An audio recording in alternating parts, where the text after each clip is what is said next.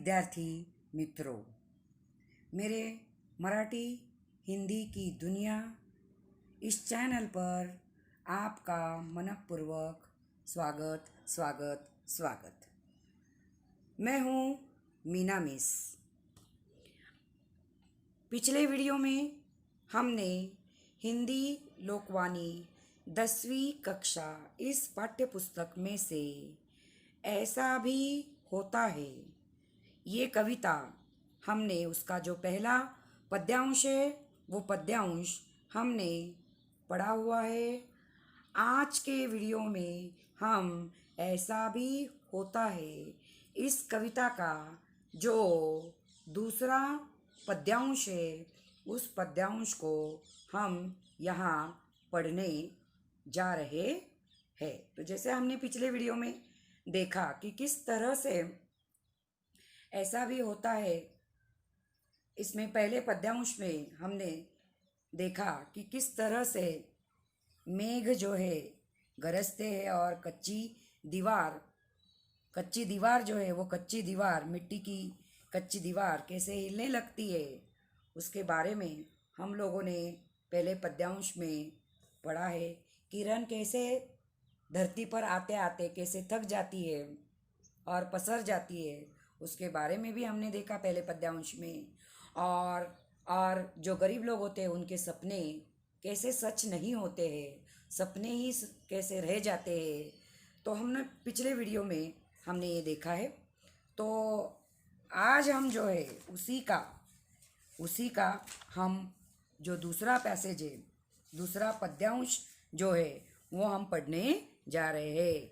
जैसे आप अधोरेखित कर लीजिए, दूसरा जो परिच्छेद है वो अधोरेखित कर लीजिए।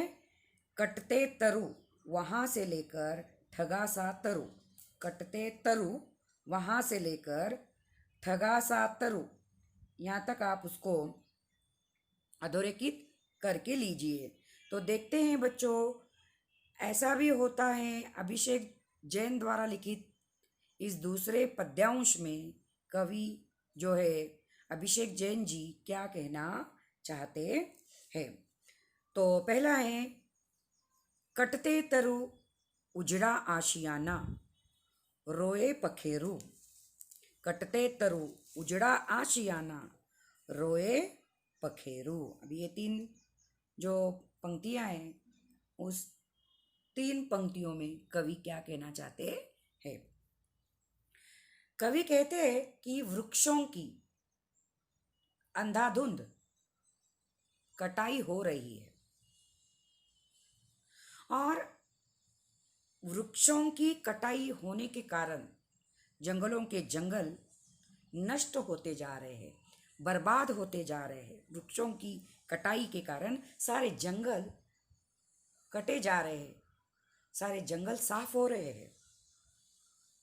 इससे जंगलों की कटाई होने की वजह से प्राणियों के लिए पेड़ों की छांव, पेड़ों की छाया मिलना दूर हो गया है।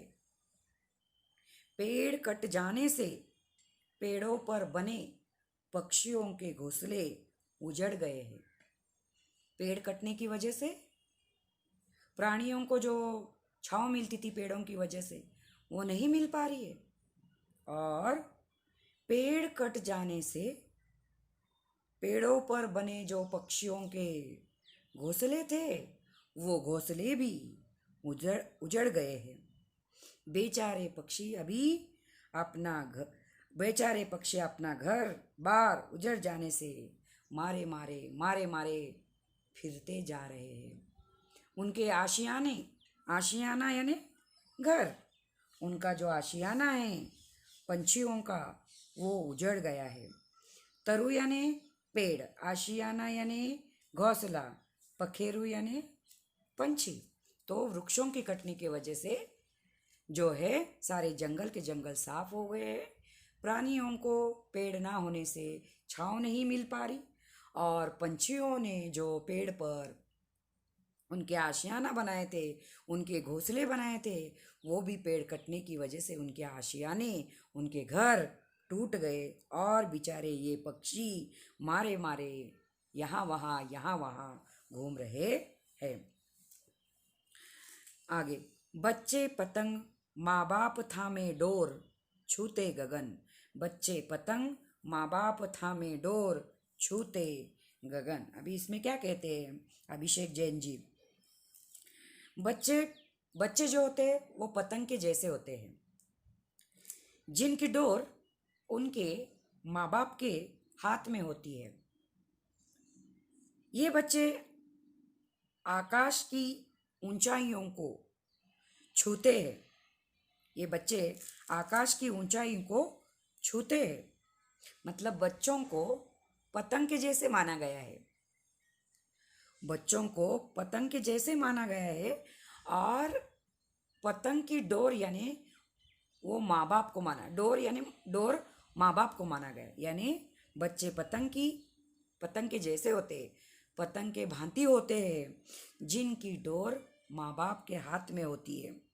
और ये बच्चे आसमान की ऊंचाई को छूने की क्या करते हैं? कोशिश करते हैं। गगन यानी आसमान, तो बच्चे पतंग की भांति होते हैं और जिनकी डोर माँ बाप के हाथ में होती है, और ये बच्चे आसमान की ऊंचाइयों को छूने की क्या करते हैं? कोशिश करते हैं। आगे, तन माटी का फिर कैसा गुमान कद काठी का। तन माटी का फिर कैसा गुमान कद काठी का, यानी यहाँ पर कवि जो है कहना चाहते हैं, तन यानी शरीर, तन का मतलब शरीर, तन यानी शरीर, माटी यानी मिट्टी, गुमान यानी घमंड, और कदकाठी यानी शरीर का गठन, शरीर का गठन। तो देखो इन तीन पंक्तियों में कवि क्या कहना चाहते हैं? मनुष्य के पास जो कुछ होता है तो उससे मनुष्य को गर्व होता है, मेरे पास ये है, मेरे पास वो है, मेरे पास ये है। तो मनुष्य को अपने पास जो चीज़ें होती है उससे मनुष्य को गर्व होता है। उसे लगता है कि जो भी हुआ सब उसके कारण ही हुआ, सब उसके कारण ही हुआ। पर अपने आप पर घमंड करने वाला व्यक्ति ये भूल जाता है कि जिस शरीर के शक्ति पर, जिस शरीर के बल पर वह इतना घमंड कर रहा है या इतना घमंड करता है, उसका यह शरीर मिट्टी का बना हुआ है और एक ना एक दिन वो मिट्टी में ही जाने वाला है। वो सोचता नहीं है ऐसे। फिर मनुष्य अपने आप पर इतना गर्व क्यों कर रहा है? ये शरीर तो मिट्टी का है और एक दिन ये शरीर, मिट्टी का बना हुआ शरीर, मिट्टी में ही मिल जाने वाला है। तो ये मनुष्य अपने शरीर पर इतना घमंड क्यों करता है? उसे लगता है कि मेरे पास आज ये है, वो है, सब कुछ है और ये सब कुछ मेरे कारण ही हुआ। वो अपने आप पर घमंड करने लगता है, मेरे पास आज ये है, वो है, घमंड करने लगता है। लेकिन उसे ये मालूम नहीं होता है, वो ये भूल जाता है कि जिस शरीर पर आज मैं घमंड कर रहा हूँ वो शरीर मिट्टी का बना हुआ है और एक दिन वो मिट्टी में मिल जाने वाला है। तो अपने आप पर ये मनुष्य इतना गर्व क्यों करता है? ऐसा ये तीन पंक्तियों में बताया हुआ है। उड़ा पखेरु देखता रह गया ठगा सा तरु। उड़ा पखेरु देखता रह गया ठगा सा तरु, यानी पखेरु यानी पंछी, जैसे हमने दूसरे पद्यांश में देखा हुआ है। पखेरु मतलब पंछी, पखेरु का मतलब पंछी। उड़ा पखेरु देखता रह गया ठगा सा तरु। अभी इसमें क्या बताया देखिए, पेड़ की शोभा जो होती है, पेड़ की खूबसूरती, पेड़ की सुंदरता जो होती है, वो पेड़ की सुंदरता पक्षियों से होती है और पक्षी के उड़ जाने पर पेड़ खाली खाली और लूटा हुआ सा रह जाता है। पेड़ पर अगर पंछी बैठे तो वो झाड़ भरा भरा सा लगने लगता है और अगर पेड़ पर से वो पंछी उड़ गए तो वो पेड़ खाली खाली लगने लगता है। वैसे ही वही रिश्ता प्राण और तन का है, वही रिश्ता, वही नाता अपने प्राण और शरीर का होता है। तन की शोभा, अपने शरीर की खूबसूरती तब तक है जब तक तन में प्राण है। यानी हमारे शरीर में जब तक प्राण है, हमारे शरीर में जब तक जान है, तब तक अपने शरीर की शोभा होती है। जब अपने शरीर में से प्राण निकल जाते हैं तब वो शरीर निर्जीव हो जाता है, उसमें जान नहीं होती है। यानी जिस तरह से पेड़ और पक्षी का उदाहरण उन्होंने दिया हुआ है कि पेड़ पेड़ पर पक्षी अगर बैठे तो वो पेड़ शोभा देता है, लेकिन वो पक्षी उड़ गए तो वो पेड़ खाली खाली लगने लगता है। वैसे ही रिश्ता अपनी जान और शरीर का होता है, अपने प्राण और शरीर का होता है। जैसे अपने शरीर की शोभा प्राण होते, और अगर हमारे शरीर में अगर ये प्राण नहीं रहेंगे तो हमारा शरीर निर्जीव हो जाता है, किसी भी काम का नहीं होता है। तो ये दूसरे पद्यांश में कवि ने यही सारी बातें बताने की कोशिश की हुई है। तो बच्चों, आपको मेरा ये स्पष्टीकरण अच्छा ही लगा होगा, और बहुत सारे प्रश्न जो है इस दूसरे परिच्छेद पर, पद्यांश पर आ सकते हैं। जैसे घोंसला घोंसला उजड़ने पर रोने वाला कौन है? तो पखेरु है। और पतंग की तरह गगन छूने वाले कौन है? पक्षी है। और शरीर को क्या कहा गया है?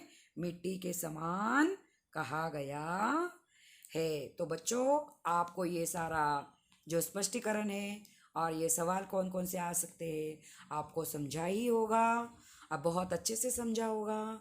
तो बच्चों, अभी हम देखिए, अगर आपको मेरा ये वीडियो आपको अच्छा लगा होगा, मेरा स्पष्टीकरण अच्छा लगा होगा, तो हिंदी मराठी की दुनिया इस चैनल को मेरे सब्सक्राइब करो, और सब्सक्राइब करने के बाद कमेंट लिखो, लाइक करो, अपने ज़्यादा से ज़्यादा दोस्तों को ये वीडियो शेयर करो, और स्वस्थ रहिए, अच्छे रहिए, तंदुरुस्त रहिए। फिर मिलेंगे अगले वीडियो में। तब तक के लिए धन्यवाद, धन्यवाद, धन्यवाद।